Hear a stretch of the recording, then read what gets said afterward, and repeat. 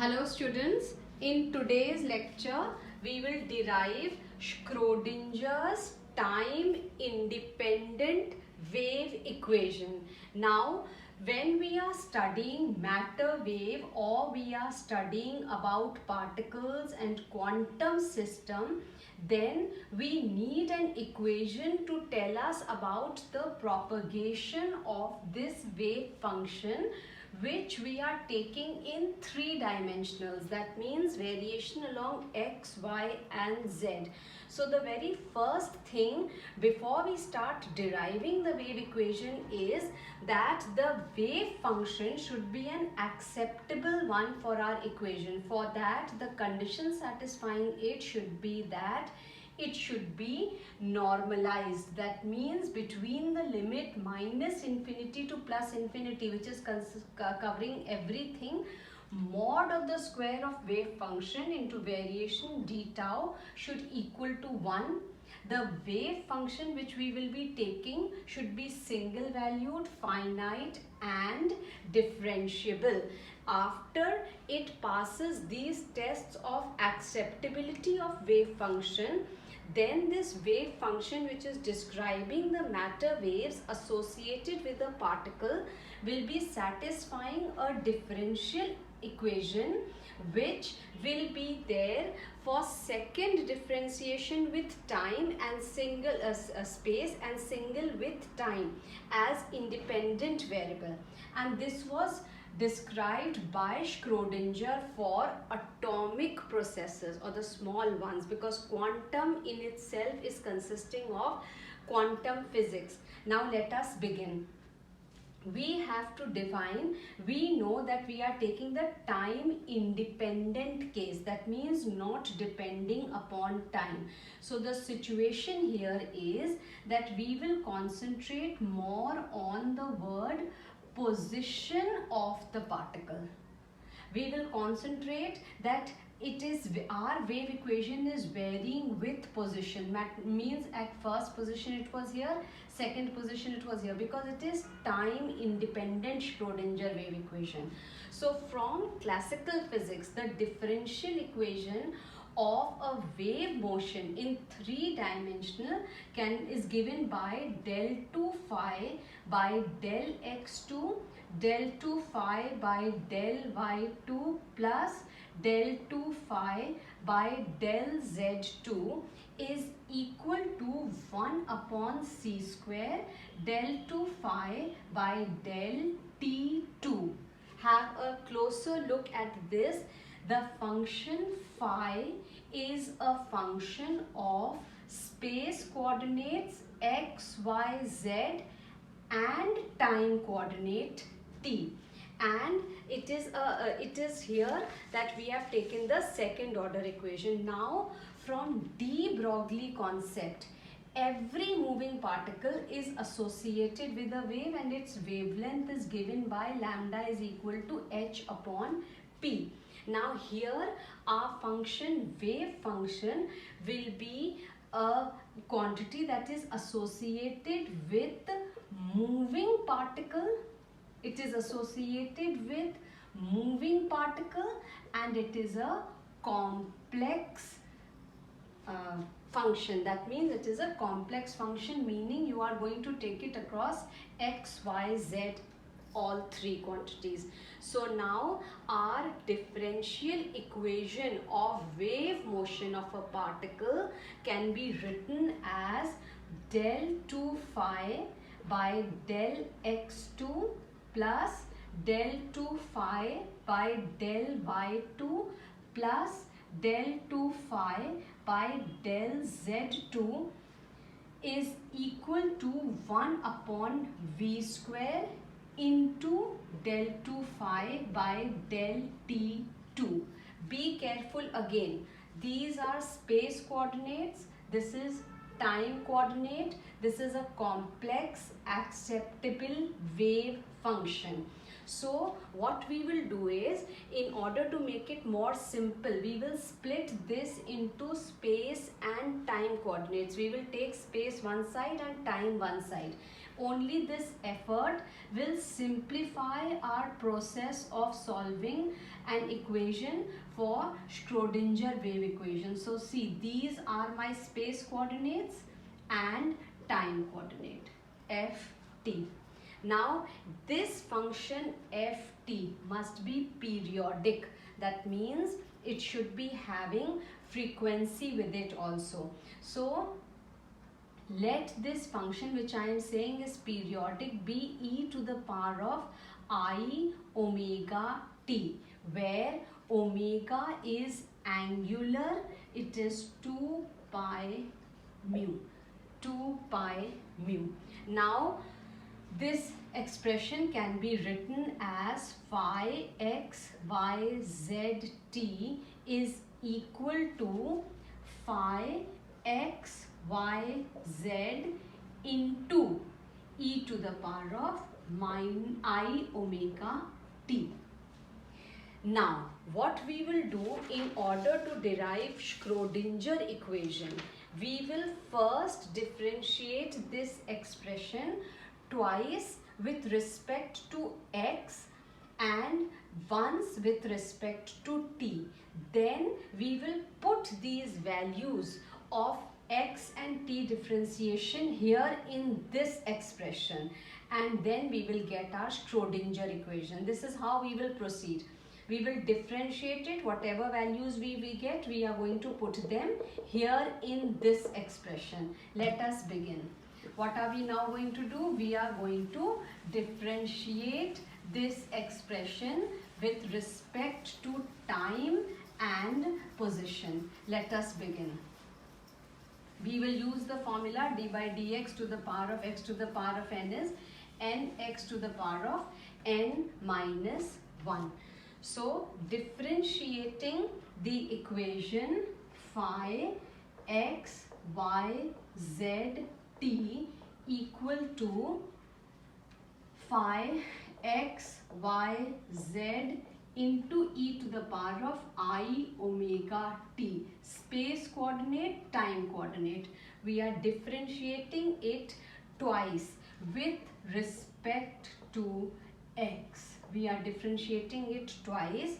We get del 2 phi by del x2 is equal to del 2 phi by del x2 into e to the power of I omega t.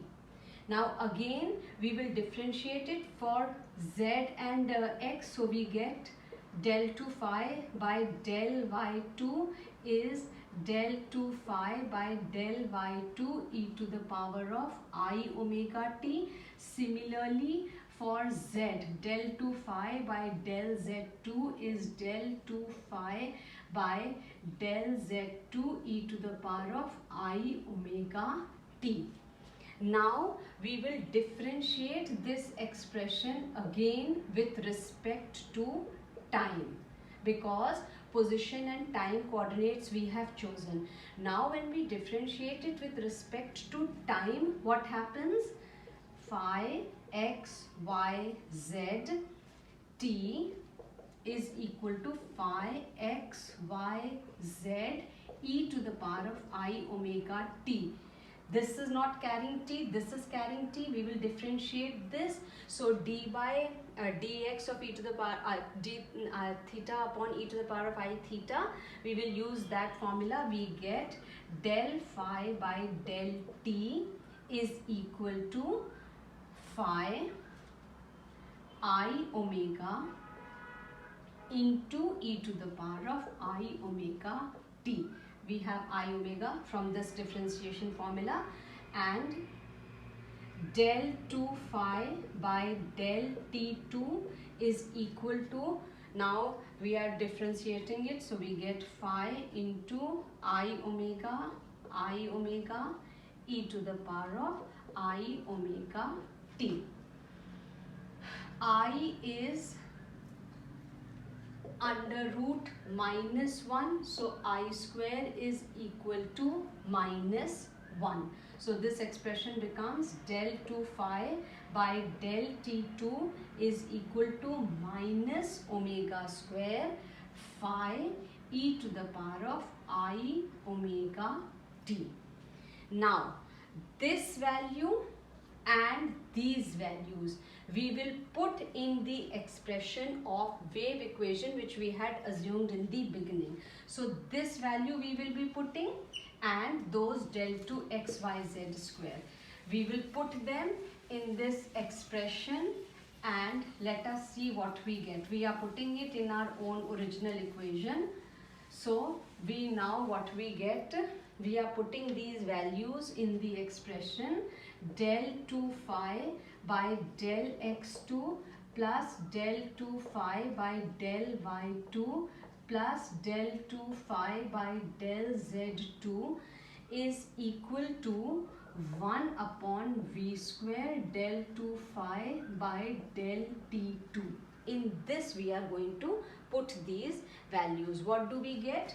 We get e to the power of I omega t into del 2 phi by del x2 plus del 2 phi by del y2 plus del 2 phi by del z2 is equal to, we have putting this value here, minus from here omega square upon v square, this phi into e to the power of I omega t. Now we will simplify a bit further. E to the power of I omega t, e to the power of I omega t, we cancel it here, and now we use the Laplacian operator del to write it in a more simple form. See, this Laplacian operator del square is del 2 phi by del x2 plus del 2 phi by del y2 plus del 2 by del z2, means 3-dimensional. We can simplify it and write del square is equal to del 2 by del x2 plus del 2 by del y2 plus del 2 by del z2, and more further simplification, angular frequency omega is 2 pi mu, v is equal to f into lambda, so mu is equal to v upon lambda, and from de Broglie concept lambda is equal to h upon p. Putting all these values we get omega is equal to 2 pi v upon h p. We have put lambda h upon p and this value here. Now we will square this. So we get omega square, v square we will put it down, upon v square is equal to 4 pi square p square upon h square. We are doing all this effort only so that we can simplify our expression further. Now, we know that total energy of any system is equal to the sum of kinetic energy plus potential energy. Kinetic energy T is equal to P square upon 2m. Half mv square can be written as p square upon 2m, and then p square becomes equal to 2mt. So T is E minus V, and instead of T I can write p square upon 2m. So p square upon 2m is equal to E minus V, which implies p square is equal to 2m into E minus V. Putting this value of p square in the equation of omega here, this value of p square, we are going to put it here. What happens when we put this value of omega p square here? What do we get? We get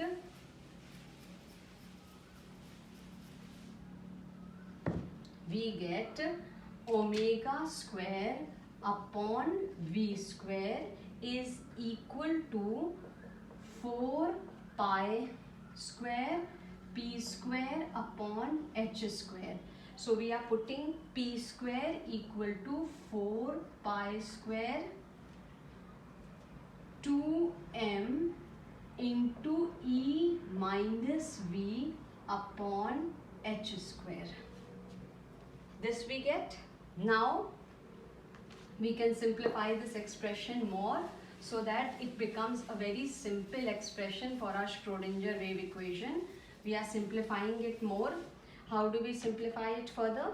What we will do? We will take omega square upon V square is equal to 4 2s are 8 pi square m upon h square into E minus V. Now h bar is equal to h upon 2 pi. So instead of this we can write h bar. So it becomes omega square upon V square is equal to 8 pi square m upon h. Instead of this h square we can write h bar square, 8 pi square. This is h bar into 2 pi, h bar into 2 pi square, E minus V. So now 2 2s are 4 and pi square. This gets cancelled, this gets cancelled. We are left with 4 2s are 8. So omega square upon V square is equal to 2m upon h bar square into E minus V. Putting this value in the wave equation, del 2 phi plus omega square upon V square phi equal to 0. Here we will put this value. After putting this value we get del 2 phi plus 2m upon h bar square into E minus V phi equal to 0. This is your time independent or steady state equation for a particle which is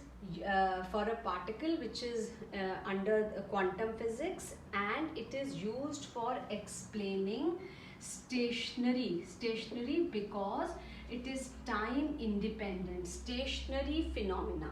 Now if the particle is free, that means V is equal to 0. V equal to 0 for a free particle. Free particle, that means V is equal to 0. It is free from all the forces. Then the Schrodinger wave equation reduces to del 2 phi plus 2m upon h bar square into E is equal to 0. Thank you.